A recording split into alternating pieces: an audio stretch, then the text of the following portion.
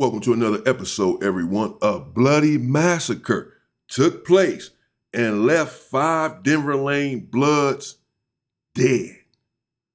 Let's get into it. Welcome back to another episode of Warren Cali. In this episode, I will detail a story of how 5 Denver Lane Bloods and associates were murdered. The Bloods and Crips formation, like previously mentioned in countless episodes, began in the 70s. One of the gangs formed in that era was the Denver Lane Bloods, who started on the west side of South Central and later adopted the Blood identity like many other gangs. The Denver Lanes would be early rivals to several Crip gangs, making them be outnumbered on all ends. The Denver Lanes were a gang that stood the test of time though, managing to never lose their hood and to still be active and a known gang in this current day. By the 80s, the typical wars the Denver Lanes had with various Crip gangs intensified and made their area and several nearby ones become war zones, with shootings on the daily in South Central. From the west side to the east side, it became a normal occurrence just off gang affiliations. Being targeted for being where you were from and lived, as well as swift retaliation, became the norm in the streets of Los Angeles. The gang life changed the lives of many, from kids to adults, and overall brought every community down tremendously. Once thriving areas by the 80s and 90s were the complete opposite. Gangs wasn't the only problem. Drugs played an outright dramatic role and shaped several communities. People were getting killed for gang issues and things behind that, but drugs like crack played a different role, making many people like living zombies, consumed by the drug.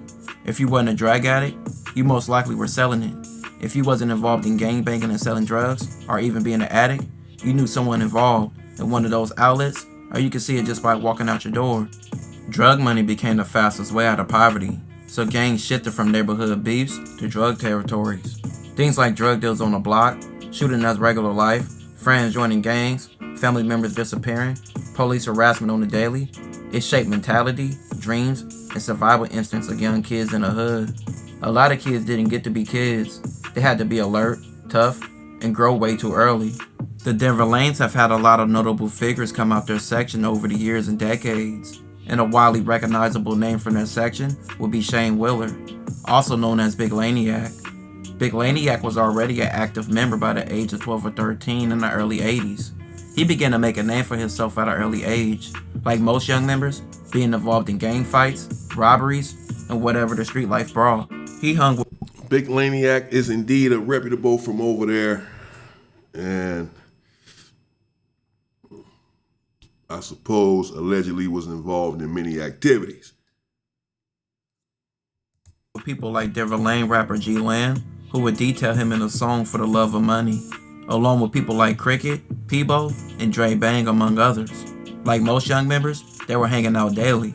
They were drinking and smoking, chasing women, and doing whatever for cash. That's were their daily objectives. Laniak began to focus on making money. He started off small with selling weed, but with the takeover of crack in the streets, he wanted to capitalize, and that's exactly what he did. Even before he was grown, he was touching a lot of money for a teen. If he was selling crack in the 80s, it was normal to see teens with thousands of dollars, all in new gear, and jewelry and cars. Laniak was known to pack a gun, and for having nice whips and cash, being a young money getter out of section. He had a 6'6" chef on Dayton's, a status symbol for a young hustler in the streets of South Central. Laniak was known for flossing and being flashy, and his success led all the way to the 90s, where his pockets would rise and so did his power and respect. But by 1992, that would come to an end. June 15th, 1992. That day, Laniak, a 17-year-old named Nicole, also known as Coco, a pregnant 19-year-old named Mo, who were both Denver Lane affiliates, and Jimmy, also known as Cricket, who was a Denver Lane Blood. He had just got off work and came to relax and kick back with Laniak, Coco, and Mo. They were all hanging out drinking and smoking on the second floor apartment in the 3600 block of West 109th Street.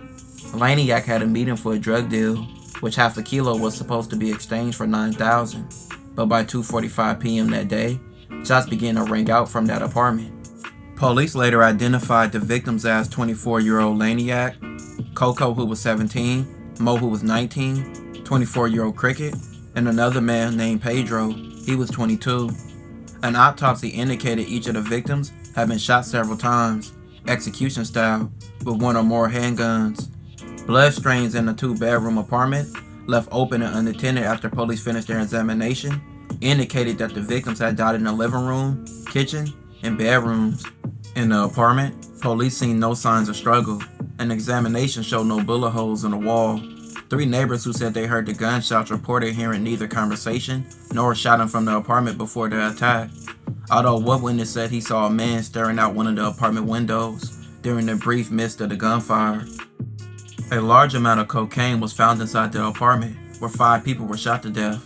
Detectives declined to specify how much cocaine was found inside the apartment. Most of the residents interviewed described the neighborhood as a high crime area with a lot of gang activity.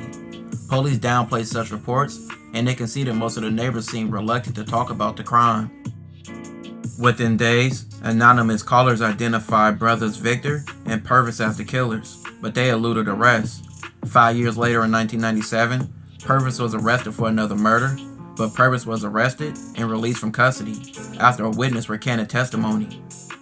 His song For the Love of Money, Gangland stated brothers did the killing, even though he didn't state a name. This case still has never been solved, leaving behind one of the bloodiest cases in LA history. In the business. Yeah. Never been solved. I remember this in 1992. Of course, it happened, in my neighborhood, basically. Close to it. 5 people shot dead. I didn't know it's still never been solved, though, as they had suspects or whatever. That's great, but there it is, a gang life. 17-year-old girl, 18-year-old girl, individuals. There are rumors about what happened with the case or the situation as to why these brutal murders transpired to begin with. I'm not going to get into that, but it's crazy to know that no one was arrested for it. Still, damn. Business world, the longer you stay, the more possible money you can make. In the streets, the longer you stay, the closer you get to dying. And that was a sad case of Laniak and the 4 others who died that day. Money and greed of others led to them losing their lives. Most dealers who die do so at the hands of someone they knew, someone who pretended to be cool, and someone who they weren't expecting. Money changes people. Loyalty becomes temporary, and greed becomes stronger.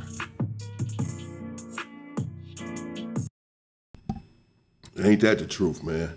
Damn, that's messed up, man. And it's been a lot of murders like that and a lot of massacres in the land over the years. Some very deep ones, some that bother me, where family members were unalive, people that broke into the houses and killed everyone in there, etc. We're just going to have to dig deep into this gang culture, uncover the past of it, the history of it, in order to know it and understand it and see how it can be resolved, how we can move on from here, how we can garner peace amongst one another for eternity and live a peaceful, productive life. This shit has to stop. It's been going on for a long time. This happened in 1992. These brutal murders, this bloodshed, these massacres have been transpiring in gang culture for generations. And it's really just time for it to stop. It's really senseless. So many people have lost their lives. We can't get them back, but we can save other lives. And that's very important. Stay safe and stay free, people.